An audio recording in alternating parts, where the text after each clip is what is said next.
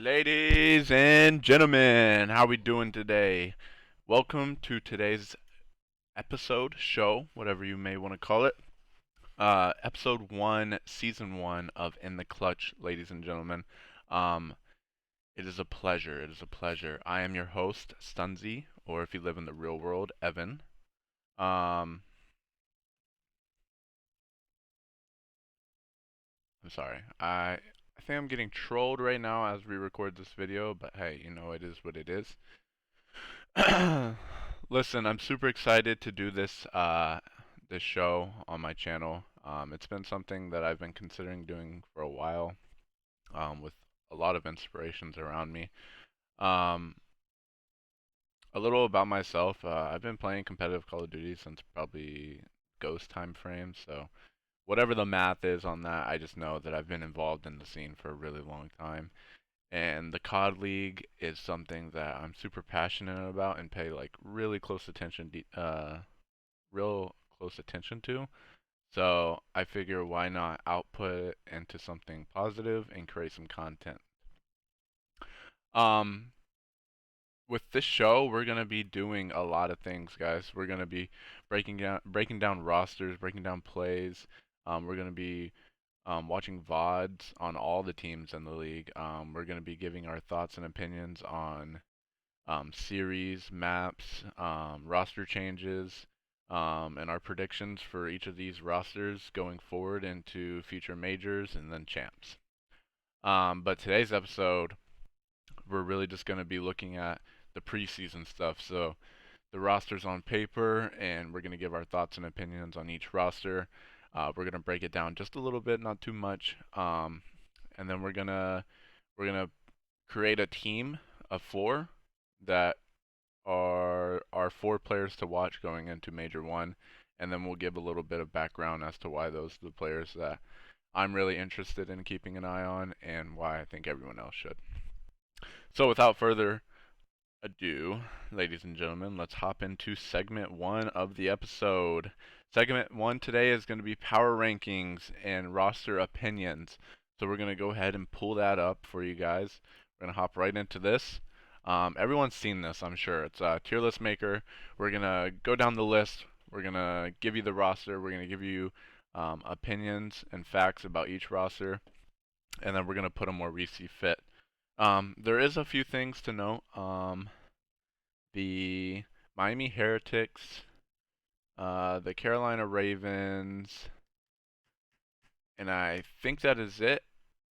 Do not have the updated logos on Tier List Maker.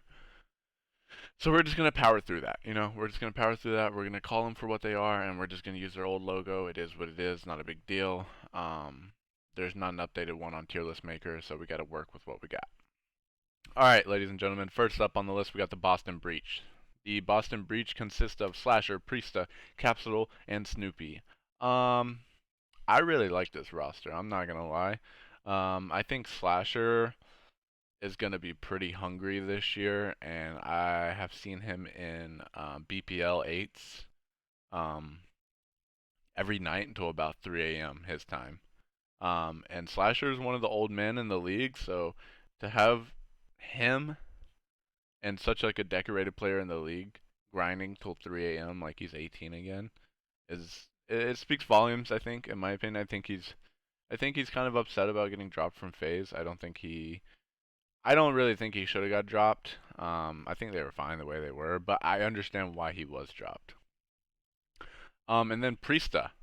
We got Priesta. I'm a big Priesta fan. Reigning world champ. Was just dropped from NYSL, and it kind of didn't make sense to me. Like, it was very confusing. They had a very like tight knit system working for that roster, and I'm a little worried that the new NYSL, the system's just not going to work as well without Priesta there. And we'll get into that roster later and give my thoughts about it. But super huge Priesta fan. And then Capsule. Capsule is one of those players that he has the ability to take over the entire map and be the best player in the lobby if he really wants to be. He's an aggressive SMG player. He knows what he's doing. He likes to play ratty, like hit a cut, sit in a corner and just wait for you to walk past him. So I think I think if we can get some consistency from Capsule this year, we're gonna see this team like really prosper. And then we got the rookie Snoopy. We saw him at Champs last year. That's the only time that I've really seen him play. I don't really watch too much Snoopy POV. But the guy was doing his thing at Champs. He might have been Boston's best player at Champs last year. I'm not even kidding. So I'm excited to see what he can do with a full year in the league. And he's given this opportunity, and I think like as a rookie, you have like an amazing team around you. If him and Capsule can really like get it together this year and learn the game and learn how to like um do their sub duo thing in a cohesive unit, like I think this team's gonna be really scary going on into the year, and I think they're gonna be sitting around the top six and could potentially break into the top four all year. I'm just really high on this team. I want to see them succeed for sure. With all that being said, guys, we're gonna put Boston in the B tier just for the simple fact that I need to see Capsule be consistent this year, and I need to see more gameplay from Snoopy before I can solidify them into that top four and into the A tier or S tier. All right, moving on, guys. We got the freaking Atlanta phase. I don't even have to tell you the roster. I mean, what can we say about these guys? You got Simp, you got a BZ, and I mean that's all you really need. But then on top of that, you got Celium. And now to round off the roster, they have picked up Draza as their fourth. This roster is insane, guys. Like, I don't think people really understand um, how good these kids are. Like, Simp and Abizi have been the two, like, in the top five SMGs in the league for, like, the past 4 years. And that's not easy to do. But these guys are Mr. Consistent, Mr. Do It All on the map. They make the game so much easier for the likes of Celium or any AR player that plays with them because they produce so much pressure on the map, and they're not only producing that pressure, but they're winning their gunfights. So then the pressure is just pressure overload. Because like you can be a sub player, you can create pressure, but if you're losing your gunfights, you're really like it's neutralizing itself out. It's not really doing much on the map. So this team is freaking disgusting. As much as I don't like this team, just because I know they're just gonna be a force this year, I, I know they're gonna succeed. I know they will, and it's just there's no questions about it. And I think this is the best team going into Major One this year. I think all the scrims that I've watched, all the VOD that I've watched going into Major One so far, Atlanta has looked the best. I mean, they're just stomping people. So I have to put this team in S tier, and I don't even think it's close right now. I think this team is way ahead of the curve. I think all four of these players on this team love Call of Duty and want to do nothing but grind Call of Duty. I don't even know if Draza gets off the game. I really don't. Every time I'm awake, Draza is awake playing Call of Duty. So that guy definitely loves Call of Duty, and I respect it. And he's on Atlanta phase, so he's going to take advantage of that situation. He's going to try to get him some chips this year, and I think they're going to do it. I think they're at least going to win one event, if not many, this year.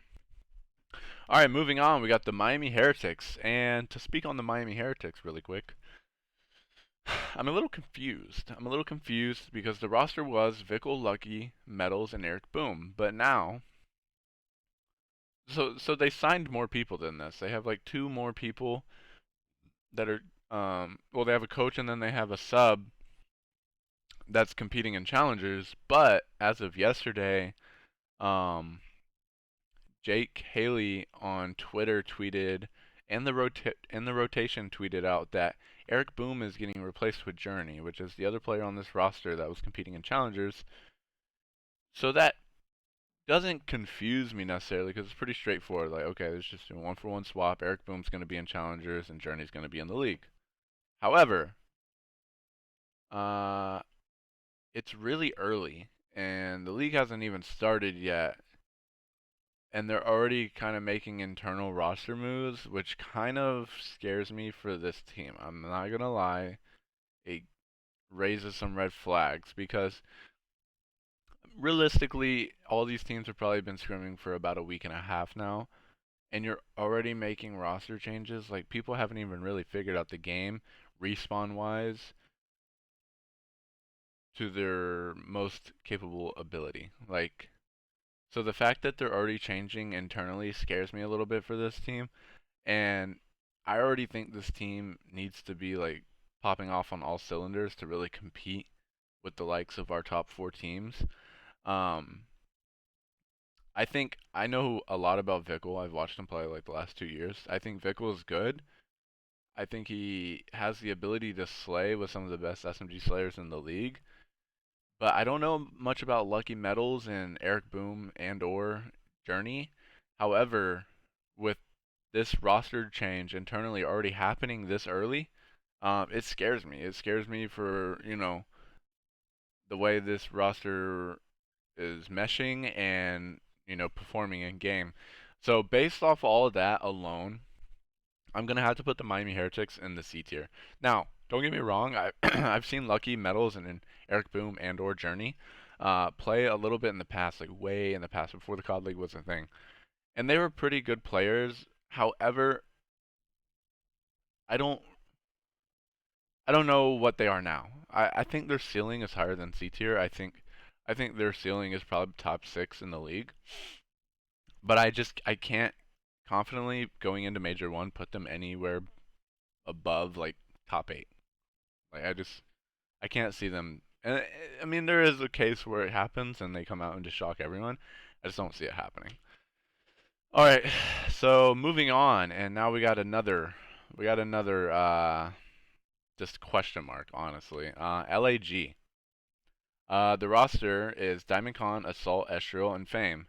And before we get on to the roster and start talking about them, what is this org doing? This org is playing with people's feelings.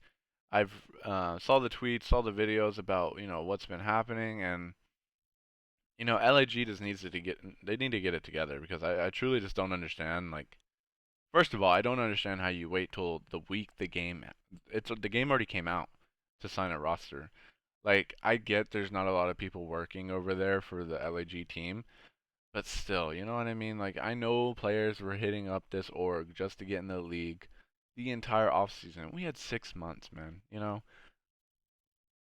We had 6 months. So it's a little frustrating, to be honest, because there's a lot of players that probably were getting like the runaround by this organization, whether it was 2-on-1 conversations, 1-on-1 conversations, doesn't really matter. Um, I feel like an organization should just not be doing that at the professional level. But hey, it is what it is. We got the roster. To say the roster again, we got DiamondCon, Assault, Estriel, and Fame. Now I know a good bit about Fame. I know a good bit about Assault. And I know a good bit about DiamondCon. The only player I really don't know much about is Estriel. I've been watching him in scrims a little bit though, and he seems to be competitive, shooting back. Uh, so I'm really looking at this team to just be average. I don't think Assault is a world champion, but I don't think Assault is hanging with the top 4 ARs in the league right now. I really genuinely don't. Diamond Con, maybe he could shoot back, but I think one of them two are gonna struggle at all times. And in this game, AR players are super important. Estriel and Fame, both submachine gun players. I know Fame is like Mr. Right Play all the time. I don't know about Estriel. I have a hard time looking at this roster and being able to say that they're gonna be able to compete with the slaying powers of the likes of FaZe and Toronto. I just don't think it's gonna happen, and I think this team's peak is probably top 8. Peak is top 8. I think realistically they're gonna be, that 9 through 12 seed. But hey, I could be surprised. They could come out and shock the world. So with that being said, we're going to put this team into the D tier just because I have low hopes. Your organization is broken. You put a last minute team together. It's just not looking good. It's not looking good. However, they haven't looked bad in scrims, so I do think there's potential there. But I think once the rest of the team start to catch up and understand the game, these guys are smoked. I don't think they stand a chance. All right, next, moving on, we got the Los Angeles Thieves. Los Angeles Thieves, we got Ghosty, Cammy, Jodeci's, and Afro. Uh, I personally am a big fan of this team. I like Ghosty from Optic last year. I thought he was like unbelievable. Cammy, Cammy has always been like a really good player, and he kind of took over in the likes of Modern Warfare 2019 and Cold War. He's been a little absent the past couple years, but it is what it is. Joe DeCeves, his first year was last year, and he was, he did his thing on the LAG team, um, despite all the odds he had going against him. And Afro, I think Afro is one of the best submachine gun players in the league if he wants to be. I think Afro has the same problem as the likes of Capsule that we talked about, is super inconsistent. Like this guy's either the best player or the worst player in the league. Like it just doesn't quite make any sense. I don't know if he gets in his head too much or what it is, but if I can see some consistency from Afro this year, this team is going to be disgusting because Ghosty's going to be leading the troops. He's going to be telling them where to go. And I almost think Cammy is going to benefit from that. You know what I mean? I think Cammy being directed and not really having to think about the small stuff of the game because Ghosty's doing it all for you will allow Cammy just to post up an iron on a head glitch and do Cammy things. So I think this team has a lot of good pieces for success, and they're going to be um, I think they're going to be going head to head with our top four teams all year and potentially upsetting a lot of them. And if not, creeping themselves into the top four of the league. Because I really just like the makeup of this team. I think it's really good. It's set up for success. So with all that being said, we're going to put the Los Angeles Thieves in the B tier right along there with Boston Breach. And I think both of these two teams are gonna be some tough matchups for our top four teams. However, that being said, we're gonna move on. The next team we got is the Carolina Ravens, which is Clayster, GodRx, Gwyn, I'm sorry, and Real. This team is a Clayster team. That's all I'm gonna say about it. Clayster teams are always somehow competitive, even if the roster looks absolutely whack on paper. Um, I love Clayster to death. He's done a lot for this community. I think this might be his last year, so I would like to see Clayster have a little bit of success this year. At least make it to champs. You know what I mean? However, GodRx, I think GodRx is what I've heard around the community is just like a pure online player. I mean, I really don't know. I really don't know. I don't know. You know what I mean? I don't know much about GodRx. Gwen and Real. Uh, I've been seeing them play the past couple days a lot in eights. And Gwen, he's really good. I think he has like a really good grasp on how to play the submachine gun role in this game. So I honestly think that gives this team a little bit of an advantage. I mean, I think they've been scrimming longer than any other team in the league. So I think they are a little bit ahead. However, it comes down to talent then, right? I think the talent on this roster is decent, but it's not gonna go like it's not comparing them to FaZe. Like you compare the talent to FaZe, I mean they're getting smoked every day, talent wise.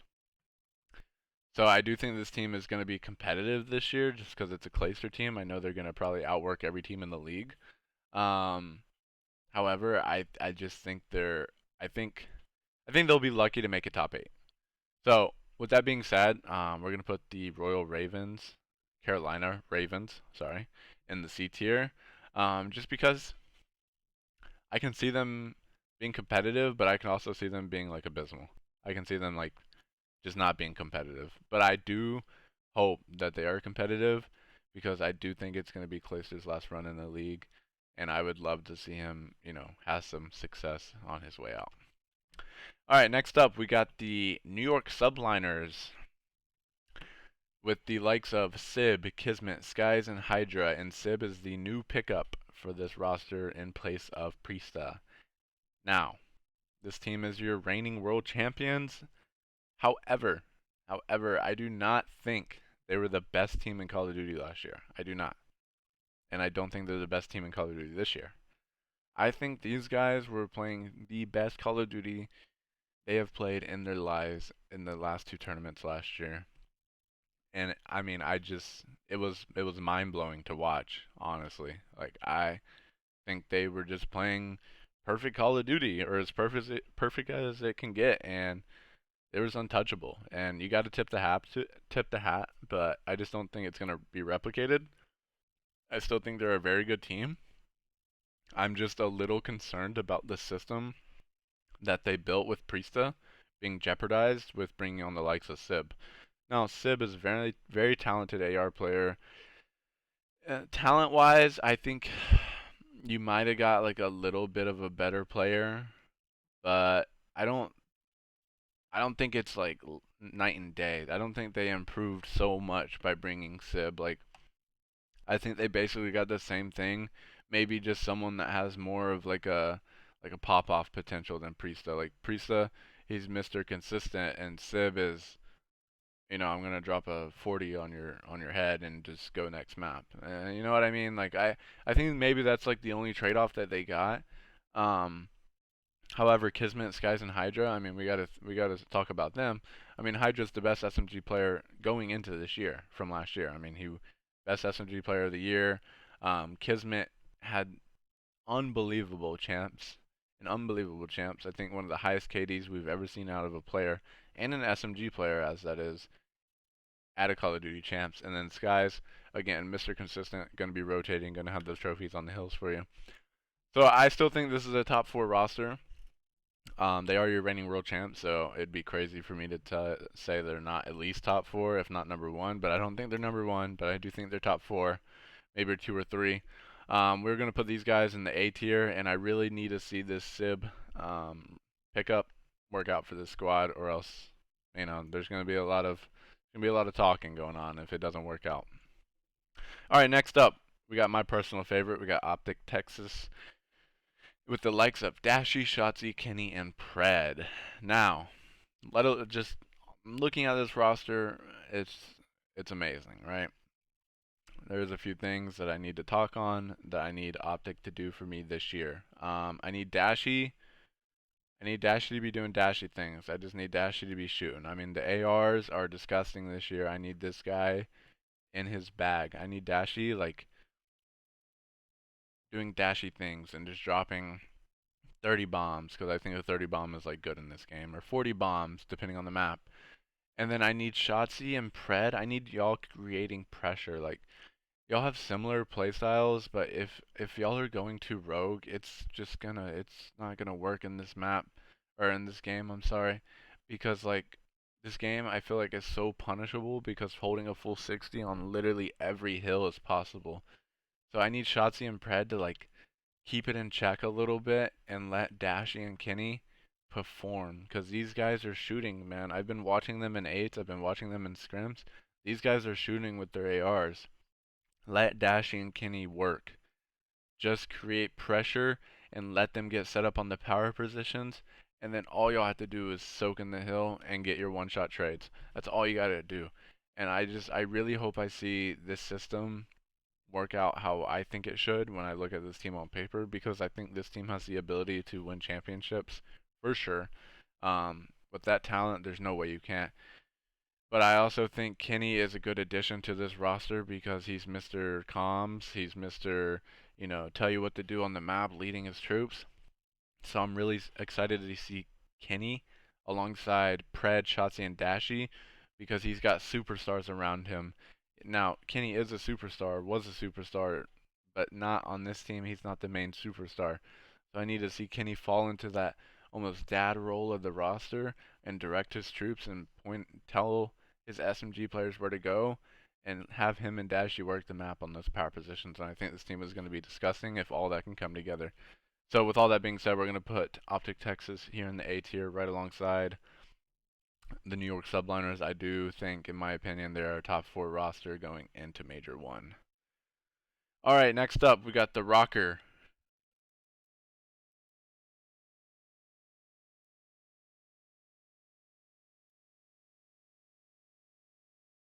Hold on, I'm sorry. I don't know what is happening on my phone. I think I'm getting trolled. I really genuinely do. I think I said that in the beginning of the show, but I'm getting trolled. I 100% believe it. Anyways, moving on, we got the Rocker with the roster of Awakening, Accuracy, Lens, and Vivid. I think this team is horrid. I think this team is horrible. I really just don't like this team. I don't like accuracy and I don't like vivid. Uh, just for certain reasons. I just think accuracy is a little too slow for now, like today's games, and I think vivid is like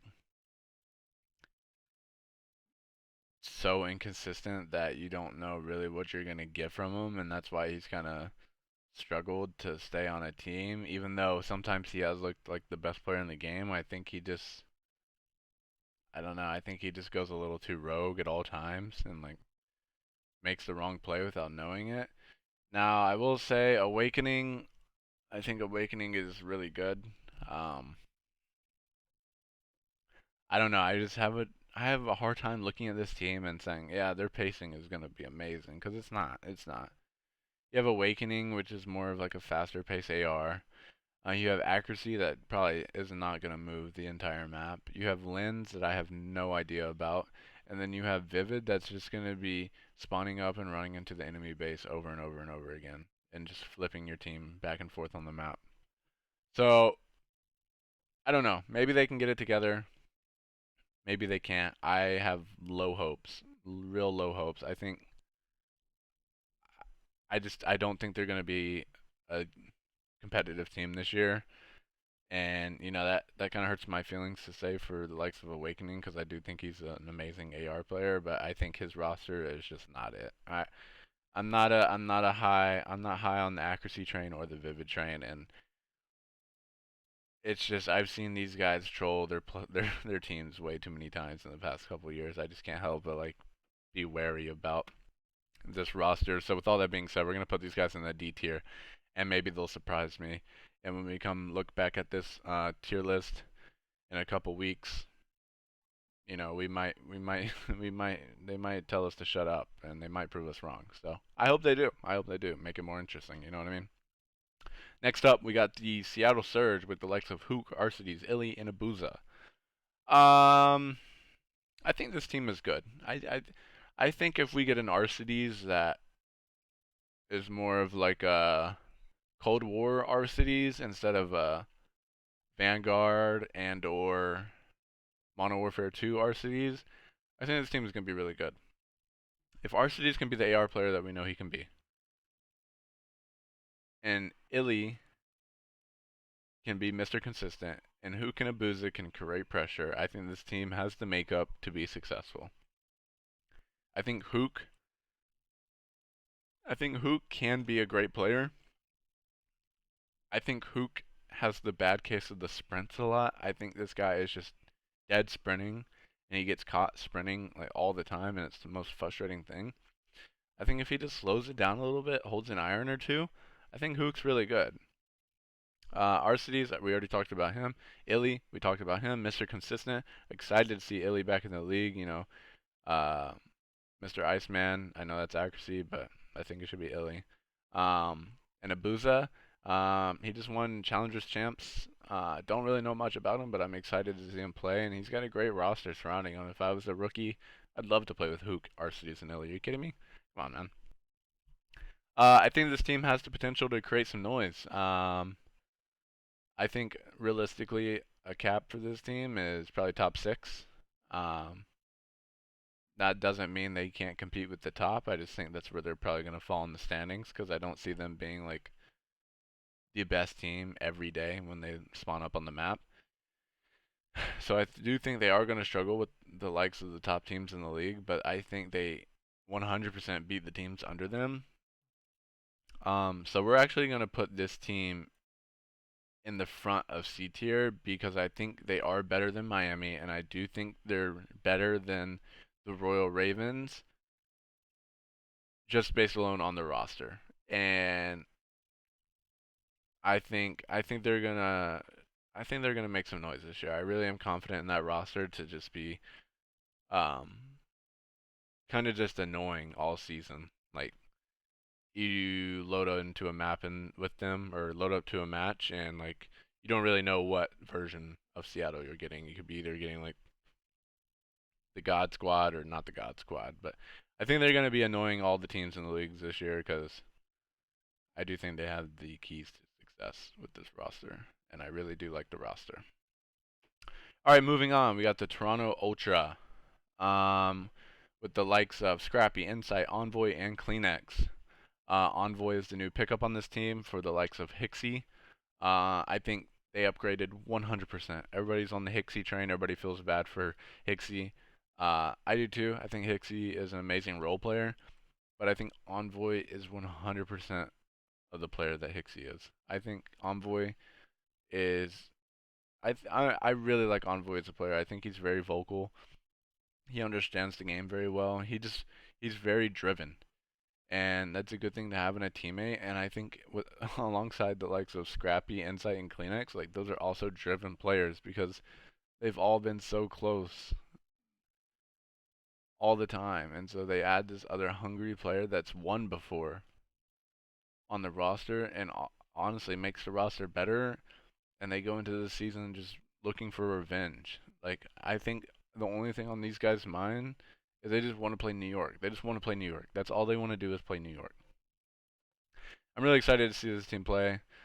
Scrappy and Insight, some of the best ARs in the league. I mean, these guys are disgusting. I mean, talk all you want about Scrappy. I mean, the kid is gross. I mean, he shoots probably one of the straightest shots in the game. And Insight, I mean, you lead this guy in a 1v4 in the first couple months of the game, it's over with. I mean, yeah, he's just doing it. I don't know how. Envoy, he's going to be annoying. He's going to shoot you in the back. He's going to hit those routes. And then Kleenex is just going to be in your face, challenge you. He does not care.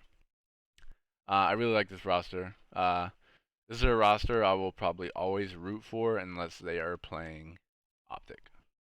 And but I do think this team is going to be only in the top four the entire year. I don't see them falling out of the top four in the standings at all this year. This team is really good, and I cannot wait to watch them play.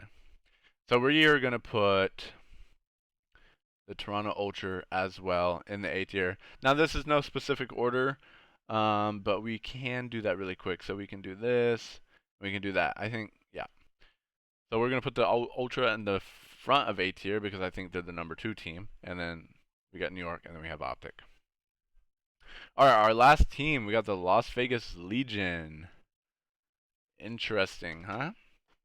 We got, hold on, we got Attach, Narrow, Standy, and Purge. I like this roster. However, I think this roster has a really hard time slaying with the likes of our top teams. That's the only thing that scares me about this roster. I do really like all the people on this roster. I love Attach. I like Narrow. I like Standy. I don't really know much about Purge. I don't really know who he is, but you know, based off this roster alone, he's a second AR player. And maybe he's just him. I don't know. If Purge can come out and have like the rookie season of his life and kind of put all the ARs in the league in a body bag, then this team is going to be good. Because, I mean, Attach is Mr. Consistent. Nero going to be creating insane pressure. And then Standy's probably going to be in the hill winning gunfights as well. So, I like this roster a lot. I struggle to see them being at the top of the league. I think they're going to be competing for that top 8 spot to make it the champs all year. I think that's where we see this team. And I kind of see them right along here with the likes of the Miami and Carolina Ravens just competing, just going head to head for that top 8 spot just to make it the champs this year. And I really think, you know, I think this is going to be an interesting 3 to watch right here. I really do. Like, these 3 teams probably right here will, like, make the bottom half of the bracket super interesting. But yeah, guys, this is our tier list going into Major 1. We will come back.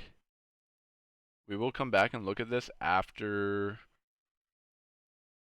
We'll come back and look at this after Major 1 qualifiers is over. We'll do a video and we'll look at our predictions and kind of see were we right, were we wrong, you know, make adjustments. So yeah, so this is what we got going into Major 1, and I'm pretty confident in it. I could be wrong in a few places, but hey, that's the beauty of this, right? So with all that being said, guys, we're going to go into segment 2 of the video. Segment 2 is we're going to be taking a look at the Week 1 matches in the Major 1 qualifiers. So let's go ahead, let's pull that up. And we're going to give our predictions on the series. The league starts Friday, December 8th, so it's just a few weeks away. And our first match, we're starting off with a banger. We got the Boston Breach against the Atlanta FaZe. We got Slasher going against his ex-teammates. This one's going to be huge. This one's going to be super interesting to watch. I do think Atlanta takes this one 3-2. I think Atlanta wins 3-2. Los Angeles versus Seattle Surge. I think this one's going to be a grueler game 5, but I'm going to have to take LA over Seattle game 5 as well. Optic New York. We're gonna go game 5 all 3 matches because it's just too hard to decide right now. We're gonna go 3-2 Optic over New York. Amen. World is full of possibilities. All right, then we got our first matches on Saturday. We got the Royal Ravens versus the Miami Heretics, which, if you just remember me saying, this is that like bottom 3 teams that are going to be competing for that top 8 spot. So this is actually a really important matchup, and I'm going to have to take Clayster in this one. I think Clayster is going to perform. I think his team has been putting in so much time at the beginning of this game. I think they're going to be miles ahead of this Miami team that's making roster changes already. So we're going to take the Royal Ravens 3-1 over Miami, and that's going to be a huge way to start their season and solidifying themselves over that other team that's going to be fighting for that 8th spot.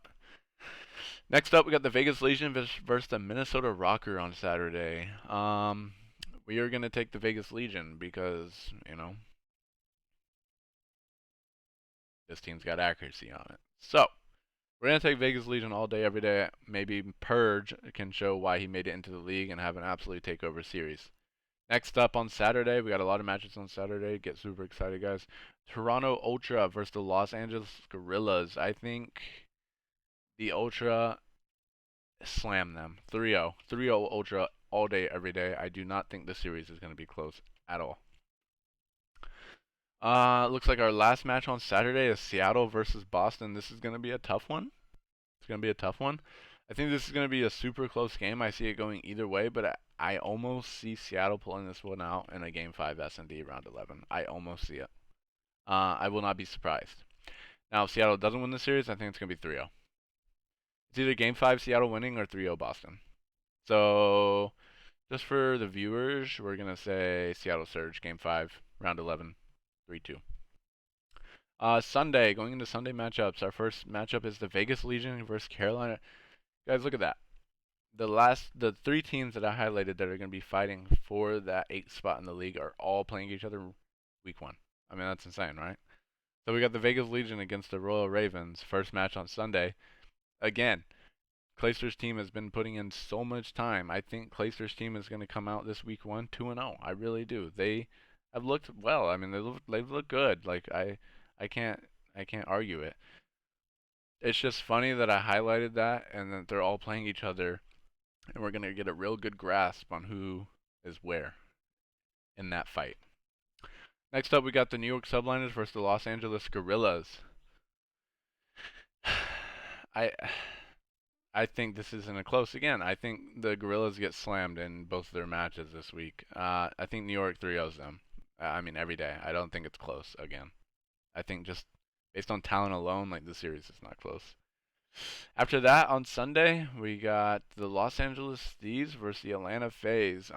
This is going to be a really fun one to watch, and it's going to prove my theory that this Los Angeles Thieves team is just going to be a pain in anyone's side this year. I think a lot of people are going to choose FaZe, and I'm going to choose FaZe to win this series. However, I think it's going to be super close. I think it's going to be super competitive, and I will not be surprised if the Thieves come out and win. Last match of Sunday in week 1, we got Optic Texas versus Minnesota Rocker. Optic Texas, 3-0. Accuracy's not moving. Plain and simple, man. So those are our week 1 matchups, guys, and I'm super excited to start watching the matchups and really see how these teams are performing on these old maps, and to see what teams are performing and what rosters are not performing. All right, guys. With all that being said, we're gonna move into the last segment of the episode. This one's gonna be short. This segment is basically just noting 4 players that we want to watch going into Major One and why we want to watch them, or why we feel the need to keep an extra eye on these 4 players.